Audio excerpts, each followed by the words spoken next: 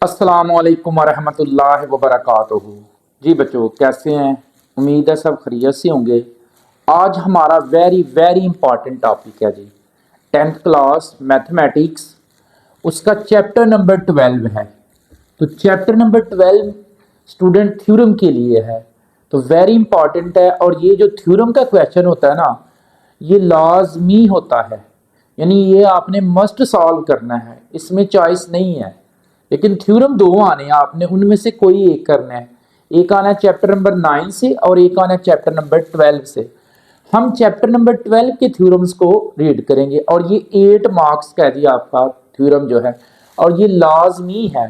तो स्टूडेंट आपने इसको अच्छे से प्रिपेयर करना है थ्योरम को। तो फर्स्ट थ्योरम है पेज नंबर 212 पे, 212 पे आपका थ्योरम नंबर 1 है। उसकी स्टेटमेंट पढ़ते हैं। अगर आपको स्टेटमेंट की समझ आ जाए ना तो थ्योरम आ जाता है। तो स्टेटमेंट कुछ इस तरह से है, the measure of a central angle of a minor arc. जो माइनर आर्क से सेंट्रल एंगल हमने मेजर करना है ऑफ अ सर्कल, सर्कल का, इज डबल, वो डबल होता है that of the angle subtended by the corresponding measure arc. यानी जो हमने सर्कल में सेंट्रल एंगल मेजर करेंगे ना, हम जो सेंट्रल एंगल ड्रॉ करेंगे वो जो होता है वो डबल होता है, सेंट्रल एंगल डबल होता है। और जो मेजर आर्क से बनेगा ना सबटेंडिंग एंगल, यानी सर्कम एंगल बनेगा, उसके वो डबल होगा। तो स्टूडेंट सबसे पहले हमने क्या करना है, एक सर्कल लगाना है। सबसे पहले हमने क्या करना है, सर्कल लगाना है। कंपस को यहां पे रख के आपने ऐसे घुमा देना। कंपस को घुमाने के बाद सेंटर में आपने क्या करना है, ये जो सेंटर आपका है इस पे आपने ऐसे स्केल रख लेना है। तो ये जो सेंटर है ना, इसके सामने आपने ऊपर पॉइंट लगा लेना है। सेंटर पे ये सामने पॉइंट लगा लेना है और नीचे भी सेंटर के सामने आपने पॉइंट लगाना है। अब स्केल के साथ आपने इस पॉइंट को नीचे को ले आना है। तो जितना इस साइड को नीचे को लेके आए हैं उतना ही उस साइड से नीचे को ले जाना है आपने। अब ये जो है इसको वापस आपने ओ से मिलाना है, सेंटर से इसको भी वापस ओ से मिलाना है सेंटर से। तो ये वाला पॉइंट जो है ना सेंटर है, ये आपका ओ है। अब इसको नाम दे लें ए बी सी और डी। अब ये जो बी पॉइंट है ना स्टूडेंट, या ये वाला सेंट्रल एंगल आपका बना है, ये सेंट्रल एंगल है, तो सेंट्रल एंगल का नाम होगा ए ओ बी। तो measure of angle A O B is equal to, ये आपका सेंट्रल एंगल है। स्टूडेंट सेंट्रल एंगल कौन सा बनाइए, जो सेंटर में बना दरमियान में, ये वाला एंगल सेंट्रल एंगल। तो ये आपका सेंट्रल एंगल है। तो सेंट्रल एंगल का नाम है ए O C, major of angle A O सी। और ये जो एंगल बना है ए बी सी, ये आपका सर्कम एंगल। तो ये इक्वल होगा to measure of angle A B C. Student इस डायग्राम में देखें ना, तो हमारे पास सिर्फ दो एंगल बने हैं, एक सेंट्रल बना है और एक सर्कम बना है। तो सेंट्रल एंगल का क्या नाम है, सेंट्रल एंगल क्या है, measure of angle A O B. And circum angle का क्या नाम है, measure of angle A B C. तो उसने खुद कह दिया कि central angle is the double of circum angle. जो सेंट्रल एंगल है वो सर्कम एंगल का डबल होना है, सेंट्रल जो है वो उसके दो गुना होना है। तो हमने लिख दिया सेंट्रल एंगल एक लिखा है तो सर्कम एंगल दो लिख दिए हैं। उसके बाद आपने ये जो स्केल के साथ बी है इसको आपने ज्वाइन कर देना स्टूडेंट, इसको आपने ज्वाइन करना है बी ओ के साथ। ज्वाइन करने के बाद इसको आगे प्रोड्यूस करना है, तो वो कहां पे आके मीट कर जे, डी पे। अब एंगल्स के नाम रख ले, 1 2 3 4 5 और 6। स्टूडेंट आई होप कि आपको इस डायग्राम की समझ आ गई है। अगर समझ नहीं भी आई तो देखिए नीचे मैंने एक और सर्कल ड्रा किया है, दोबारा हम सीखेंगे कैसे डायग्राम बनानी है। तो सबसे पहले आपने सर्कल लगा देना, एक सर्कल लगा देना है। तो ये जो सेंटर है, सेंटर के सामने बिल्कुल ऊपर आपने पॉइंट लगा देना है, सेंटर के सामने ऊपर स्केल रख के नीचे भी पॉइंट लगा लें। अब स्केल की मदद से इसको नीचे को ले आए, तो जितना इस साइड से नीचे को लेके जाएंगे उतना ही उस साइड को स्केल से नीचे ले जाए। अब इसको वापस आप इससे मिला दें, इसको भी वापस इससे मिला दें। तो ये जो सेंट्रल पॉइंट था इसको ओ बोल दें। तो एंगल्स के नाम रख लें A B C and D.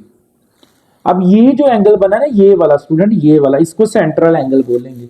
ये कौन सा एंगल बना है? सेंट्रल। तो सेंट्रल का क्या नाम आ गया? ए ओ सी। तो आप लिखेंगे measure of angle A O C, कौन सा एंगल है? Central, is equal to A B C, कौन सा एंगल है? ये वाला जो एंगल है, ये कौन सा है? सर्कम। तो measure of angle A O C is equal to 2 measure of angle A B C. तो स्टूडेंट इस डायग्राम में देखें ना, तो हमारे पास दो एंगल बने हैं, एक सेंट्रल है और एक सर्कम है। तो सेंट्रल का क्या नाम है? ए ओ सी, और सर्कम का क्या नाम है? A B C. तो ये सेंट्रल और सर्कम एंगल है। तो हमने प्रूफ क्या करना है कि central angle is the double of circum angle.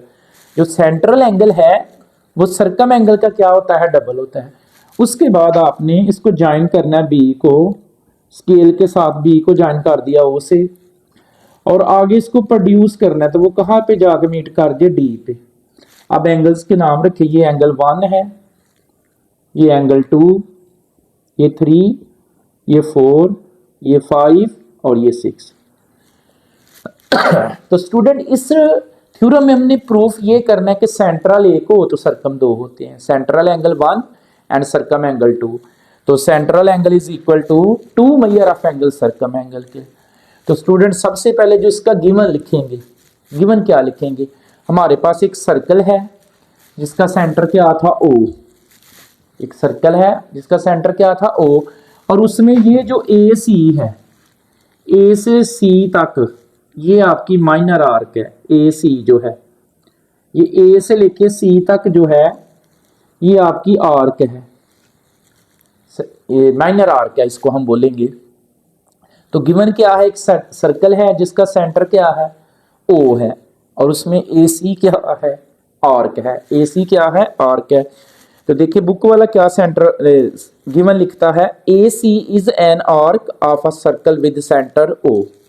Student दोबारा सुनिए कैसे याद करना है। एक सर्कल है जिसका सेंटर क्या है? ओ, और उसमें ए सी क्या है? एक आर्क है। तो इसको पहले बोल ले, A C is an arc of a circle with centre O. उसके बाद दो एंगल बने हैं, एक सेंट्रल एंगल बना है और एक सर्कम। सेंट्रल का क्या नाम है? ए ओ बी, सॉरी ए ओ सी है, और सर्कम का क्या नाम है? A B C. अब दो एंगल हमारे पास बने, एक सेंट्रल बना है और एक सर्कम बना है। तो गिवन क्या हुआ हमारे पास? A C is an arc of a circle with centre O, therefore measure of angle AOC is a central angle and measure of angle ABC is a circumangle। तो देखिए बुक से आपने याद करना है, लिखता है गिवन में AC is an arc of a circle with center O whereas angle AOC is the central angle and angle ABC is a circumangle। तो टू प्रूफ में क्या है? हमने प्रूफ मैंने ऑलरेडी लिख दिया। टू प्रूफ में क्या करना है हमने कि जो सेंट्रल एंगल है वो किसकी इक्वल है? सर्कम एंगल के। सेंट्रल एंगल किसकी इक्वल है? सर्कम एंगल के।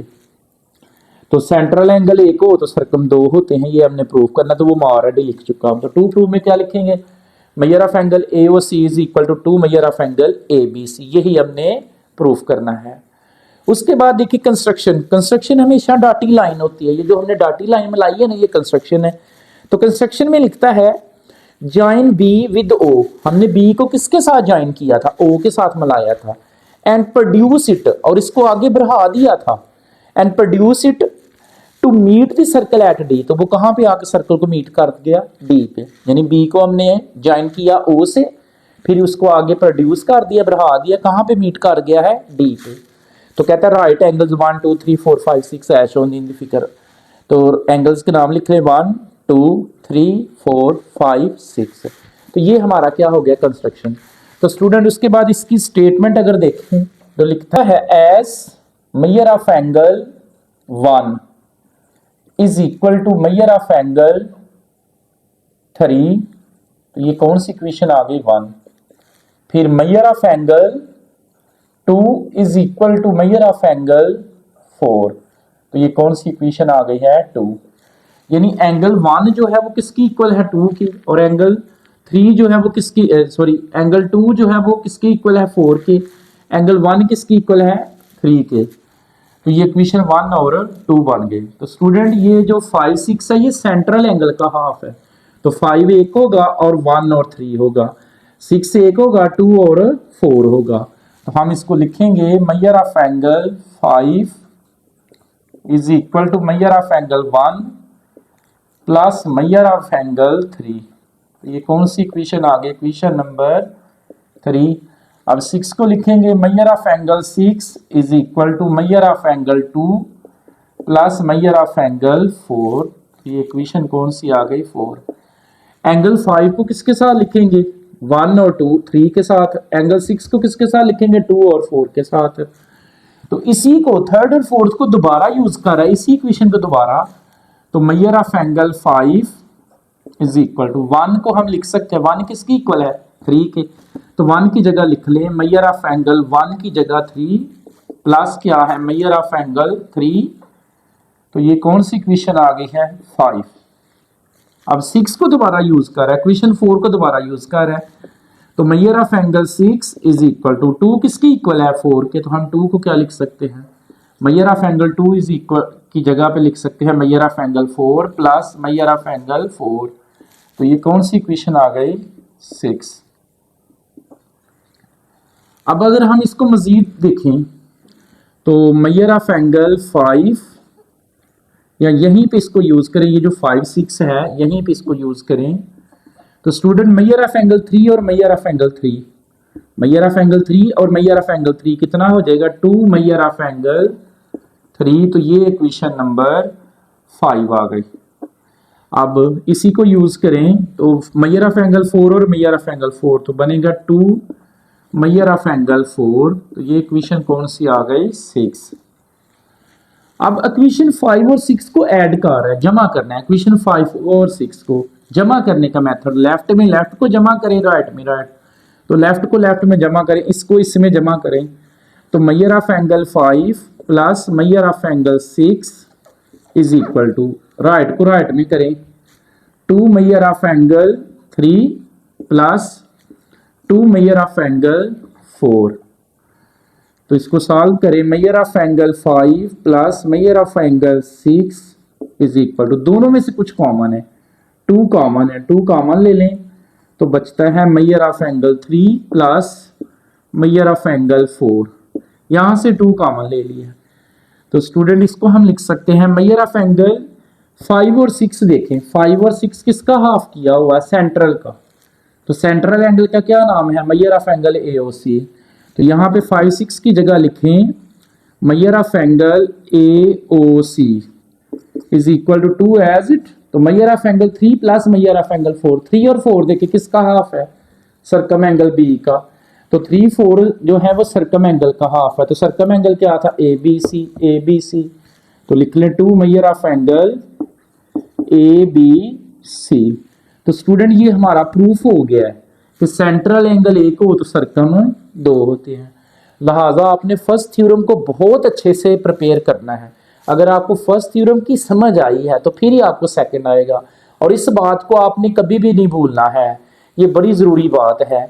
इसी के अकॉर्डिंग हमने चलना है कि सेंट्रल एंगल एक हो तो सर्कम 2 होते हैं, यानी सेंट्रल एंगल एक होगा तो सर्कम 2 होते हैं, इस बात को नहीं भूलना आपने। तो central angle is the double of circum angle. Student मैंने स्टेटमेंट समझा दी है, डायग्राम समझा दी है आपको, बाकी आपने सारा बुक के अकॉर्डिंग याद करना है, वर्ड बाय वर्ड बुक से ही याद करना, आपने प्रिपेयर करना है। डायग्राम को आपने अच्छे से प्रैक्टिस करनी है। आई होप कि आपको समझ आई होगी। दुआओं में याद रखिएगा। अल्लाह हाफिज़।